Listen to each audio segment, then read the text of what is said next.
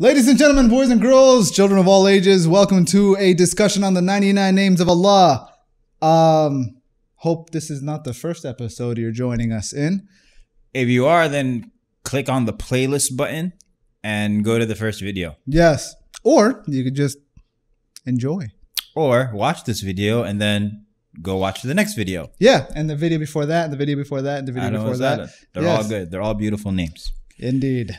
So, alhamdulillah, salatu salam rasulillah. Today we are going over the names AlAwwal and AlAkhir. AlAwwal, the Alpha and Omega.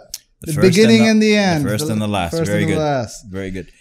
And AlAwwal and AlAkhir, Allah Azza wa Jal, He says in Surah Al-Hadid, the beginning of Surah Al-Hadid, verse number 3, Huwa al-awwal wal-akhir. It's pretty straightforward. This is what? He is Surah Al-Hadid. Hadid, okay. Yes. I thought you said Surah Al-Hadith. I'm like, what? No, threw you off, right? Surah Al-Hadith. He says He is the first and He is the last. He's the first and He's the last. Now, the Prophet ﷺ, he used to mention as well in hadith, in a prayer, he used to say, أنت الأول فليس قبلك شيء. He used to say, oh Allah, you are the first, so there's no one before you. وأنت الآخر فليس بعدك شيء. You are the last, so there's nothing after you. So does that mean things will have an end? Does that mean things will have an end? Everything will come to an end.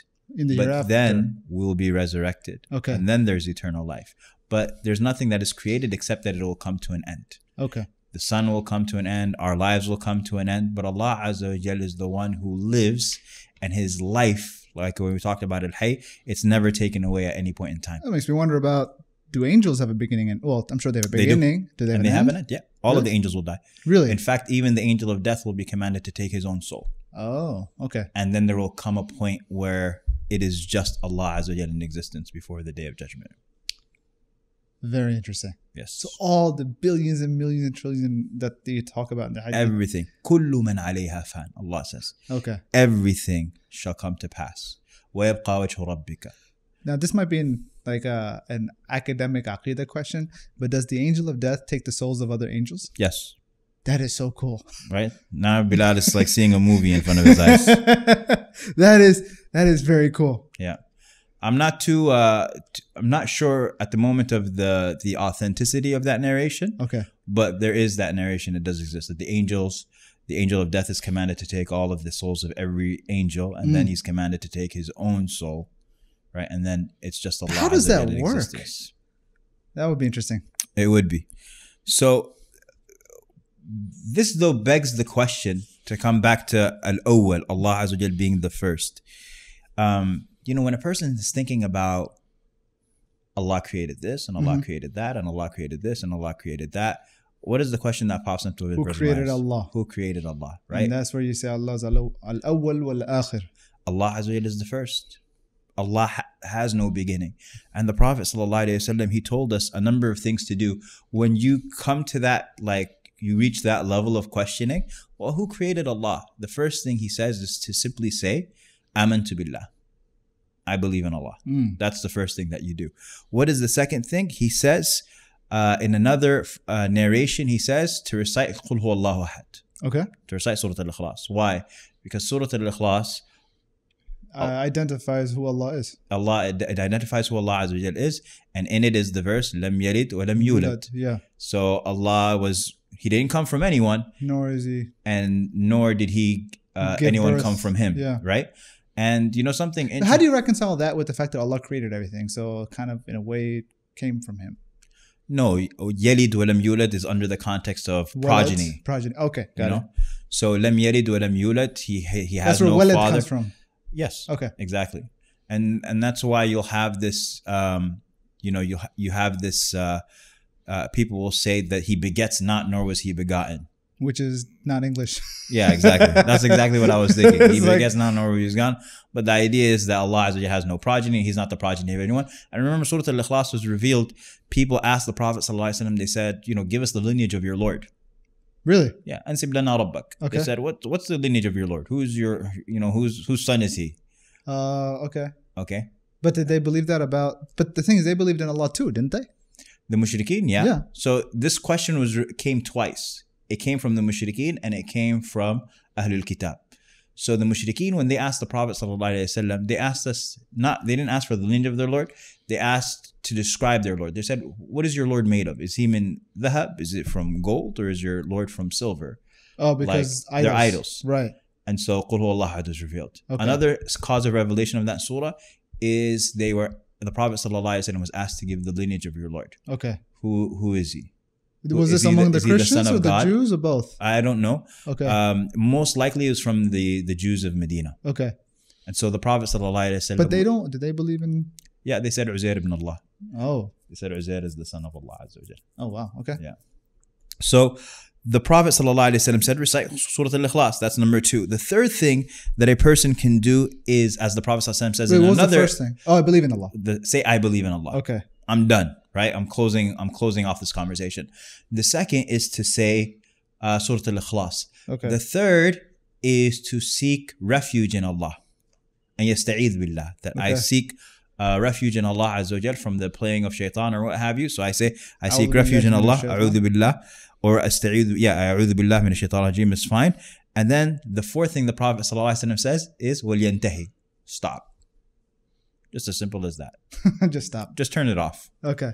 Just turn it off. You start playing like that, you just think. And again, there are so many things that we... Not even pause.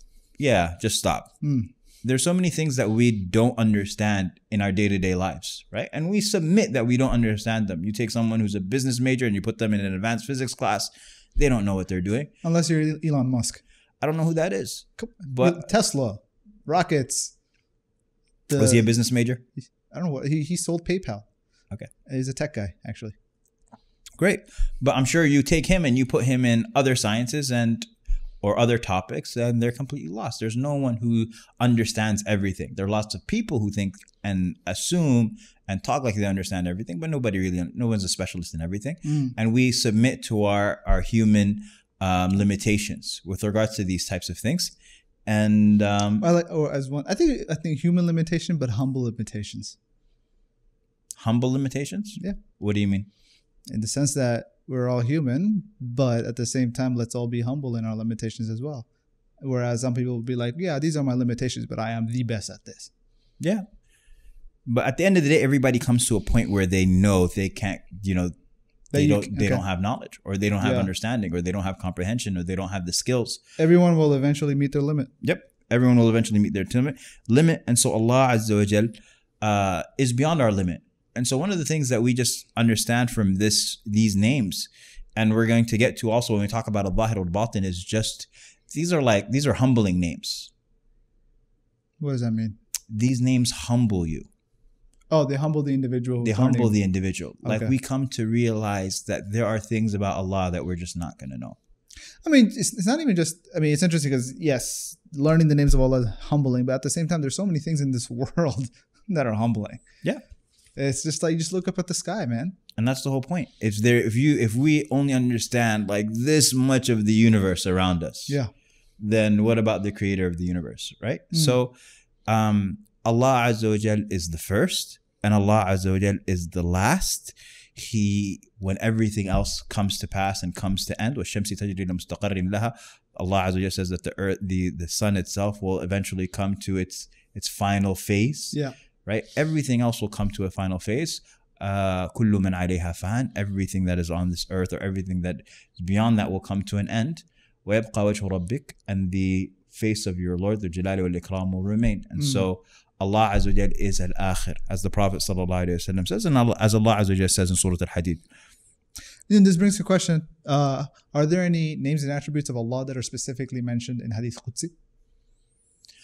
Are there any names and attributes of Allah Azza wa Jal that are specifically mentioned in Hadith Qudsi? I'm sure there are, but just running through my mind right now, I can't think of. Or what about in just Hadith?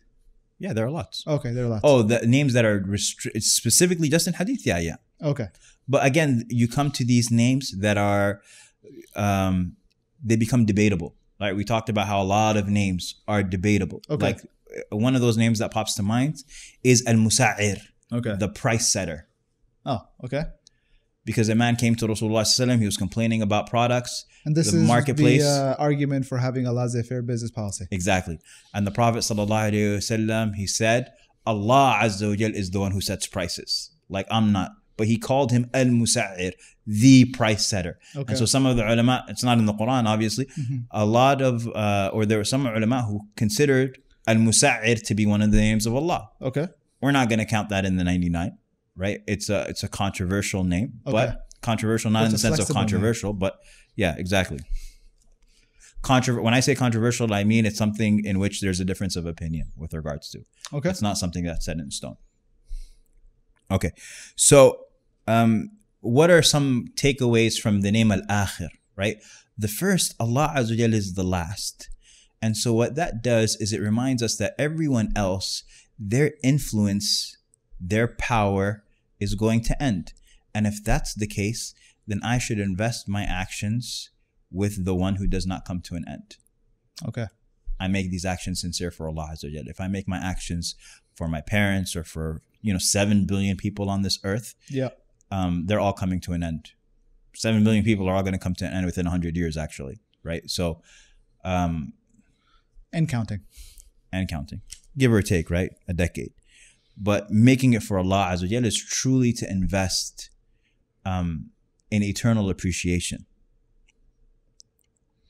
Make an action sincere for the one who doesn't end. Yeah, and the second thing is it's a really important reminder with regards to our own mortality.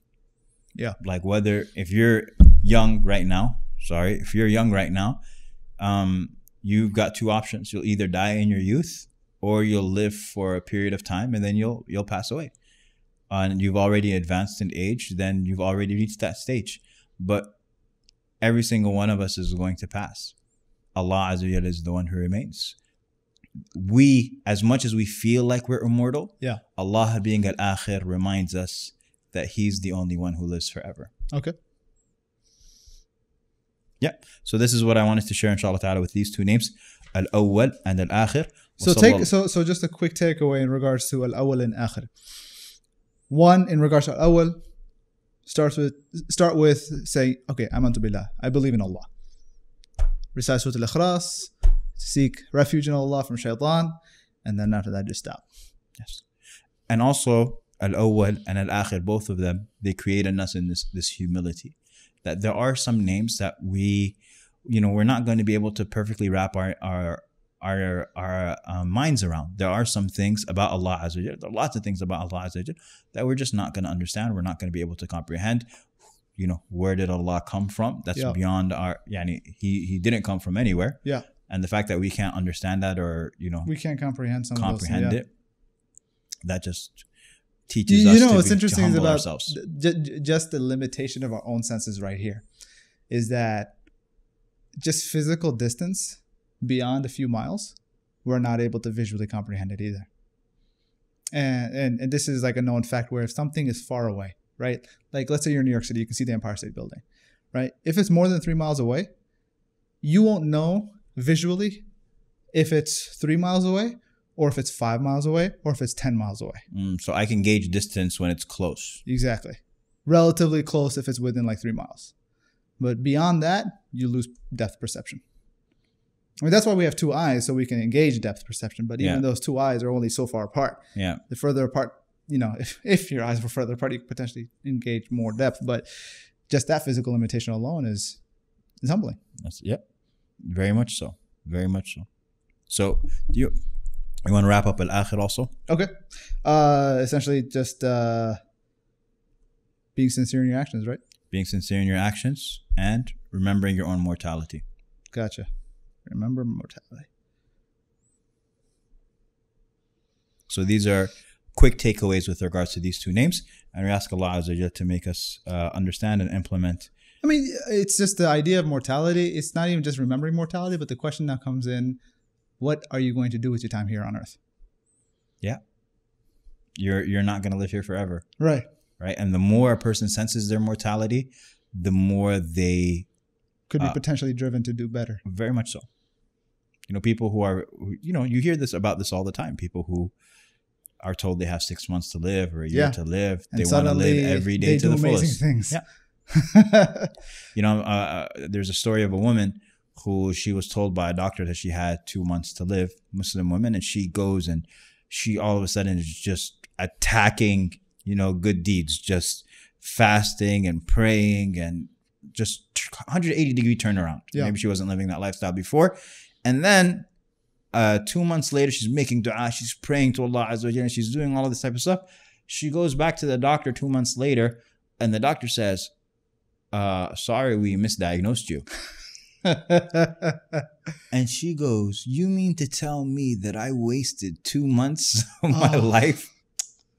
Right? So it's kind of like, that was her perspective. But, Allah musta'an, man, may Allah protect us. So these are the names. وصلى الله على سيدنا محمد وعلى آله وصحبه وسلم كثيرا.